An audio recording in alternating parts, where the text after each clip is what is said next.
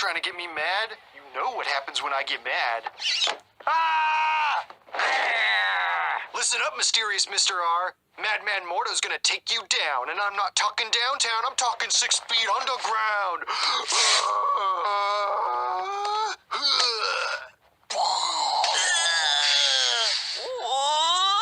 Regular show, all new episode, Monday night at 8:15, right after Adventure Time at 8. Only on Cartoon Network. Regular Show, an animated series which came out when Cartoon Network was in its comeback phase during the early 2010s that would end up defining the childhoods and teenagehoods of many. Created by J.G. Quinto, it aired from 2010 to 2017 with 8 seasons, a TV movie, various specials, and more than 200 episodes. It follows the crazy misadventures of 2 slackers, Mordecai and Rigby, who work at a city park, who alongside their short-tempered boss, bizarre co-workers, and supporting characters try to deal with daily life while getting into all kinds of dangers. This video is not a review, nor a season-by-season recap, but I will give my thoughts about the series and how this cartoon has impacted an entire section of my life. To start things off, I started viewing the show right when it first premiered and would tune in regularly for new episodes until season 6. Dude, warn me if you're gonna rip one. I always warn you, those are the rules. It had to do with my family getting rid of cable and life getting in the way that prevented me from finishing the show the traditional way. Eventually, I binged through the remaining seasons with massive gaps in between and saw the finale about 2 years after it aired. Wow, time sure does fly hard, doesn't it? It's even got the greatest theme song in television history.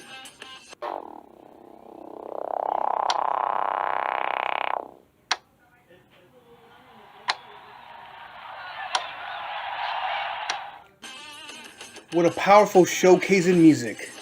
I don't want to get too deep on personal opinions, but for the majority of the series' run was an absolute blast to watch, with season 6 and 7 lacking some magic by comparison, but it finished strong with season 8. I believe it had to do with the simplicity of the individual stories that can be enjoyed by any age, with its quick pace, charming fleshed out characters, and hilarious comedy from beginning to end. It did not have much lore until the later seasons when they started incorporating more character arcs to more than just the 2 leads. Looking back at the show's relation to the rest of Cartoon Network's entire catalog, I truly believe this could be considered one of the channel's most relatable programs of its entire existence. With its goofiness, it also taps into a child's desire to do whatever they want with no supervision, and it taps into an adult's desire to do the exact same thing. Anyway, what I'm trying to say is that younger viewers can relate to its randomness and simplicity, while older viewers can relate to being lost after college, having a small job, dealing with intense bosses, and trying to find ways to have fun in whichever ways they can. Also, the old school video game and music references play a part in that too. Has anyone else played the regular show games on CartoonNetwork.com? Especially Night Marathon, based on the classic Grave Sites episode. It was incredibly basic and addicting. In fact, some of those games are still available on certain websites for those who can still find them anyway. I guess I can talk about some of the characters now. There are the 2 leads, like Mordecai, who is my favorite, and Rigby, the show's primary troublemaker, who then became the most developed member of the cast. It's because of their brotherly-like dynamic that added a ton of charm and heart into the show. Despite Mordecai being the default leader of the duo, they are both on equal ground, as both of them can be in the right and other times end up conflicting a lot together. They are both flawed, but also have plenty of positive traits that make them both well-rounded. Mordecai is smarter and more responsible, but does plenty of insecurities that prevent him from being truly happy. Rigby, on the other hand, is the opposite, by not being fully educated and more prone to cause trouble, but is also more carefree, which gave him plenty of advantages. Their love of geek culture is almost a mirror to how we would approach it as well, but in a more fun way. There's Benson, the character that no kid wanted to be, especially with him being the show's own Squidward, and having to constantly deal with the 2 leads' nonsense. He had his own fair share of short-tempered moments, but still proved his admiration for the co-workers. Plus, you gotta admit, he was more than just a grouchy loser, as he showed to be an expert as a drum soloist and with other hobbies. Muscle Man, while hilarious, treated the duo like crap at the start, but it wasn't that way for the entire series. There were some exceptions, like in Night Owl where they teamed up to win a muscle car, and thankfully he became a much more tolerable character with his relationship with Starla, increasing his maturity. How many guys does Muscle Man really know? I also liked his friend High Five Ghost, but I wish he had more to do despite having a couple of his own episodes, like the time he tried to reunite with Celia at the coffee shop. Skips is an immortal, stoic, wise Yeti groundskeeper who has his own compelling struggles, yet doesn't give up an opportunity to help out the duo when necessary. Lastly, there's Pops, a goofy and naive old lollipop man who provided a lot of weird comedy throughout its run. You're gonna have to pay for it. Pops? Of course! I'm afraid the smallest bill I have is 100. Will that do? Yeah, sure. Is this some kind of joke? I gotta get a better job. He would also unexpectedly play a major role in the final season for those who got there. There's also no forgetting the recurring characters like Gene, a vending machine rival, Mr. Mailer, the owner of the park, a pack of baby ducks who are cooler than you can imagine, Death, a rival / ally of Skips, and many more just like them. Some characters ended up playing a big role in the growth of others such as Margaret, Eileen, and Starla. Thomas was a temporary character that not many talk about because he served as an intern for the park, but I liked him either way, and have also wished that he had stayed until the end. The rogue gallery of villains was also very memorable and stood apart well, and in fact, I think all of them combined are actually one of the most underrated Cartoon Network ensembles ever, with how their chemistry and dynamics mix well with each other, and there being almost no lackluster characters during its run. For the reasons that I mentioned earlier, it was one of the CN shows that connected to me the most, and I could just have fun with it, without thinking about it too hard, unlike what people like to do with animated shows of most kinds these days. For sure, it is great to have great shows like Arcane and Invincible, with long-running stories, expansive lore, and great writing, but it can be just as fine to watch something simple that leaves a strong impact either way. I personally feel that during its earlier seasons, I felt the show wasn't getting the credit that it deserved online, aside from some memes and YouTube poops. It was just seen as that weird cartoon with the talking animals and Gumball Machine by older viewers at the time. How ironic. I bet things definitely do not change if you just give it time. We're all like, that'll never happen. And then we'll get all cool and you'll be all like, whoa, and then we'll be all like, in your face. And I'll be all like, get back to work. Back to what I was saying. Fantasy shows like Adventure Time, Steven Universe, and Gravity Falls were getting much more attention on YouTube, social media, and the rest of the internet, with them having 10 times the amount of traction back then. I wouldn't call it underrated, but just not as popular online, even though it could be enjoyed by the kids who don't want to be bogged down by massive lore and storylines, similar to just watching SpongeBob. If this doesn't work, you won't be getting a paid day off. It's gonna work. Because we know everything about scary movies, and you know nothing about scary movies. We'll save the park with our knowledge of scary movies. Stop singing or you're fired! Knowledge of scary movies. We'll go get the movie.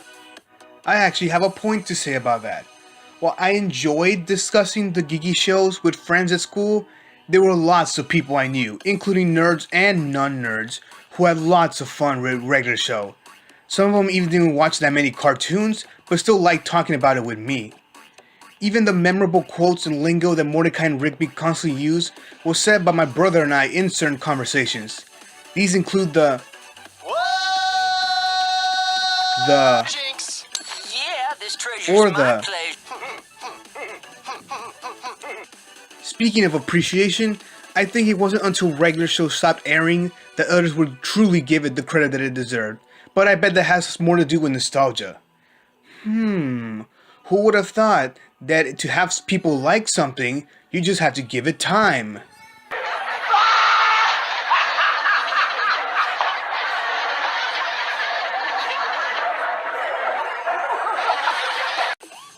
I did say I would not get too critical, but I would like to point some things out.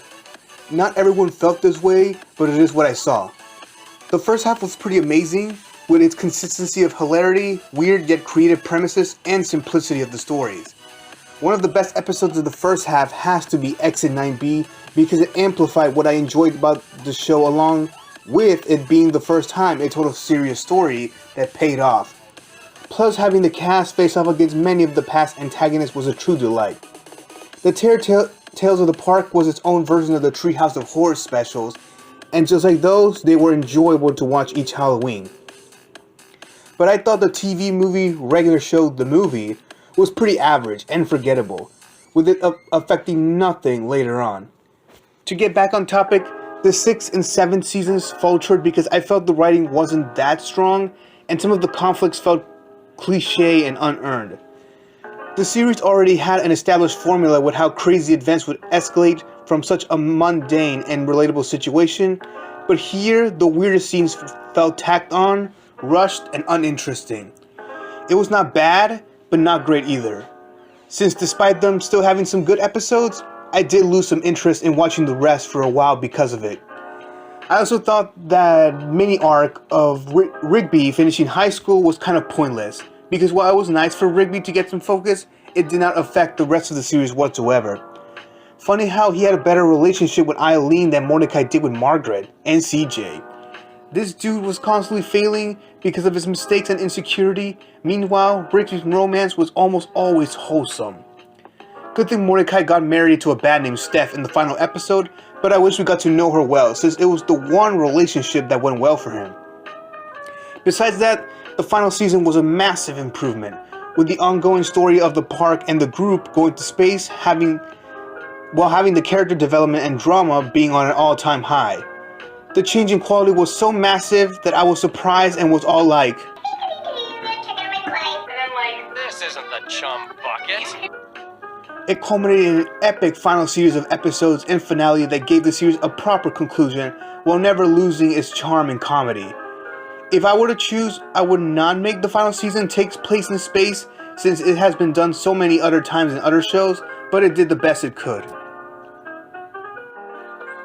Dude, you know what we should do? What? We should write a hit song. Dude, we should totally write a hit song. Yeah, we should! Okay, check it out. I don't really feel the need to make a conclusion since I already said all my thoughts, but this really was one of the most impactful cartoons on that network in my life. I had grown up with the channel during the 2000s alongside the show from that era and that from the late 90s, but the early 2010s really was a turning point for it and my views on cartoons. Regular Show is not my favorite CN show of all time, since there are others that I can consider to be better, but it really is one of the most important ones in my life. I didn't just constantly rewatch it by myself and with my brother, but with other people in my own personal life, which was pretty rare with a show that wasn't SpongeBob. Even with my love towards it, I really didn't buy any merchandise aside from a black t-shirt, which I still have. Its overall appeal really does benefit from J.G. Quinto originally wanting to make it into an adult show, only to end up becoming family friendly. You can feel the adult edge and cleverness in this writing. Now that this series is carving out a proper and deserving legacy as a modern animated comedy classic, it will always be a Regular Show that's anything but.